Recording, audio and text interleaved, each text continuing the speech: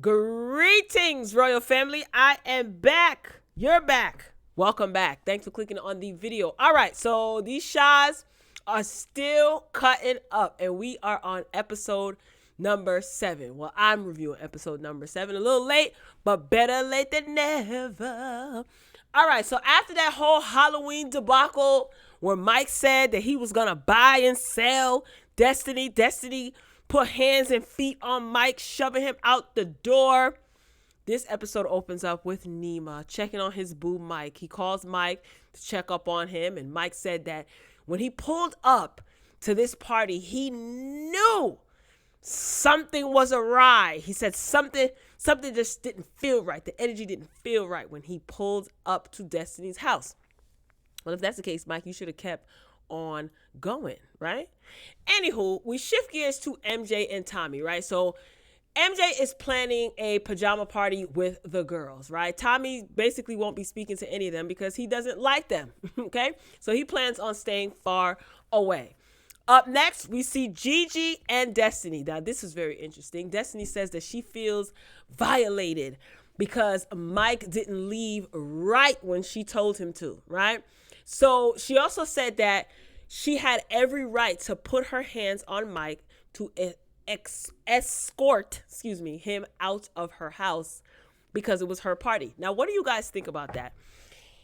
Do you feel that Destiney was justified in putting her paws on Mike because he was not moving out of her house fast enough? Now, if you go back to episode 6, when she told Mike to get out because he was actually on his way to leave, right? It seems like he got up. He said, please, I'll buy and sell you. You know, she was insulting his financial state and his living conditions. She told him to get out. He said, I will leave. I'm waiting for my girlfriend. I think Destiney was in the bathroom or in the back room or something like that.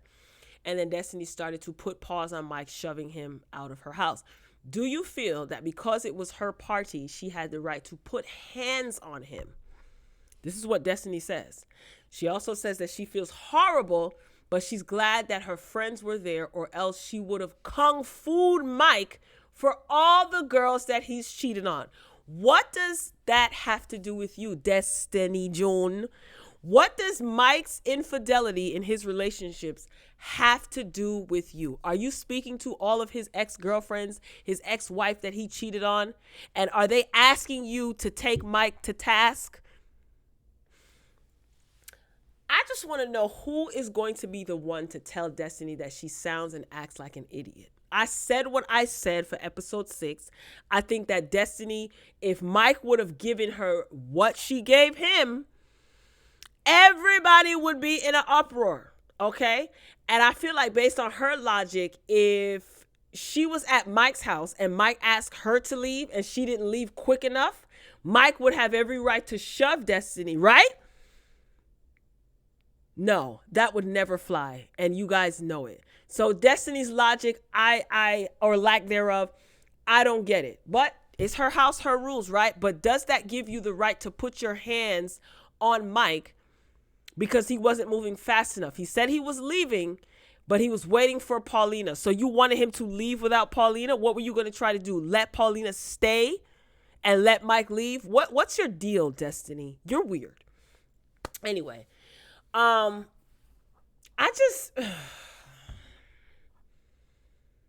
really pissed me off, man. Like, for real, her logic really ticks me off because it's such a double standard, you know? If the roles were reversed, it wouldn't fly. It wouldn't fly. Like, she could kick out whoever she wants, you know what I'm saying? But when you put your hands on somebody, that's a whole different ballgame, in my opinion. Anyway, Destiney, she said that she feels stupid.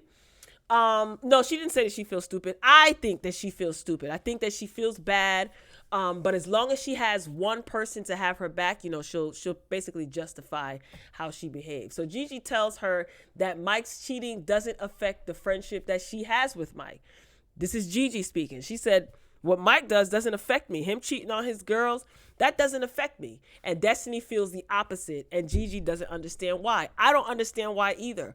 What does Mike's infidelity have to do with you unless you put yourself in Mike's relationship? Paulina coming to talk to Destiney, Destiney sits there and listens. So you are putting yourself in their relationship. Gigi lets Destiney know, right, that the reason that she's having all of these issues with Mike is because of Paulina. She called her out of her name. She said, because of that B word. And I feel like Paulina is the cause of all of this mess. And I also feel that Destiney should have let Paulina know, like, look, I don't want to be wrapped up in your mess. But why does Destiney want to be involved with this mess so bad? Right? I don't believe it has anything to do, personally, I don't believe it has anything to do with Destiney's so-called being there for Paulina. I don't. I think there's a reason why she wants to be so involved with this. So Gigi ends up telling Destiney that Paulina is not her friend. And I agree. I don't think Paulina is Destiney's friend. Sorry, Destiney. Sorry to tell you. And I think you know it too. But you're playing a game. I think Destiney is playing a game. And we already know who is pulling the strings. Okay? Speaking of Reza, he's writing a book, right? We shift gears to see Reza talking about a book that he is putting together. I think this is a good idea. It's something good for him. And it's titled Memoirs of a Gay Shah. Gay, S-H-A-H. Play on words, like memoirs of a geisha, but memoirs of a gay Shah. So he hired a ghostwriter, who he's meeting with virtually in this next scene. And the book is basically about, the highs and lows of his life, basically sharing his testimony. I'm here for it.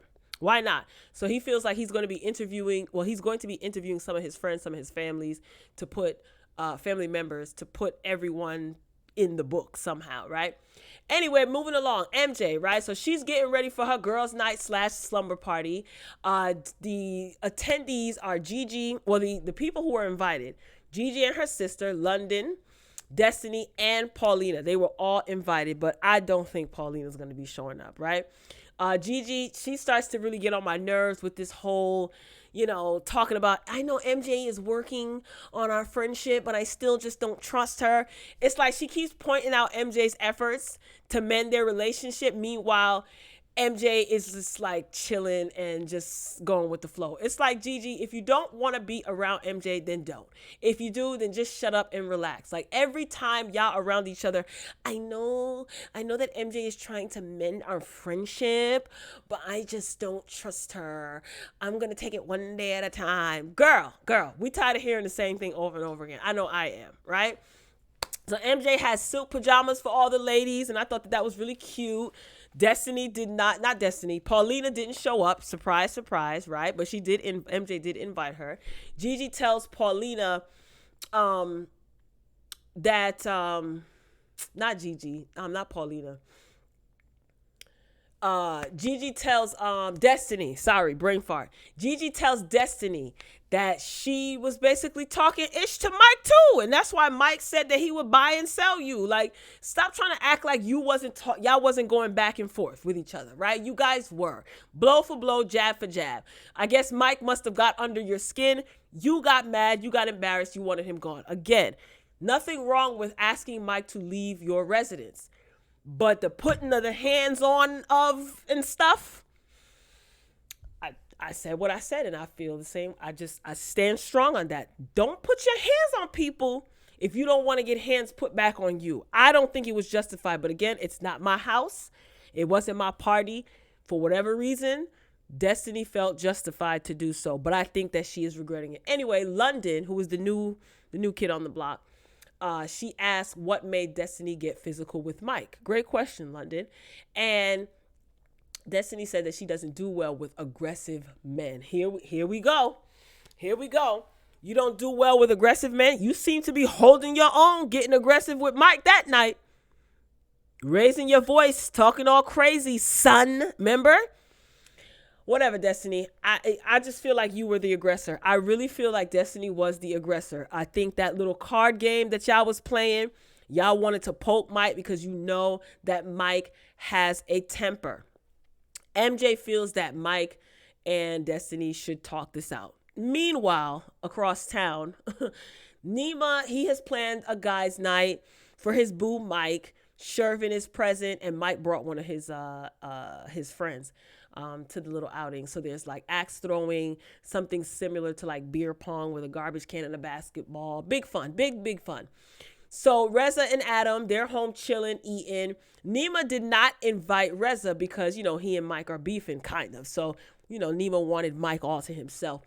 So Nema points out that there is a mistrust between Mike and Destiney that he has noticed since he started hanging around the group. And Nema wants, Mike to talk things out with Destiney. Yeah, I guess. They've known each other for so long. They're all going to be around each other. So why not talk it out? Just iron it out. It probably is something that can be fixed. However, I still think that because Reza, the puppet master, is pulling the strings, telling Destiney certain things and controlling Destiney, and Destiney feels like she has this loyalty to Reza, it's gonna be good for a little while, and then issue's gonna hit the fan again. Okay, so we shift gears to see Reza and Destiney. They meet up for lunch, and Reza's kind of interviewing her for his book. So Destiney's mom and Reza's mom were cool back in the day, and they have a lot of things in common as far as how they migrated to the United States, their upbringing, their culture, etc., etc. So Reza, of course, brings up Mike's name. Destiney, she ends up crying and said that Mike's aggression triggered her.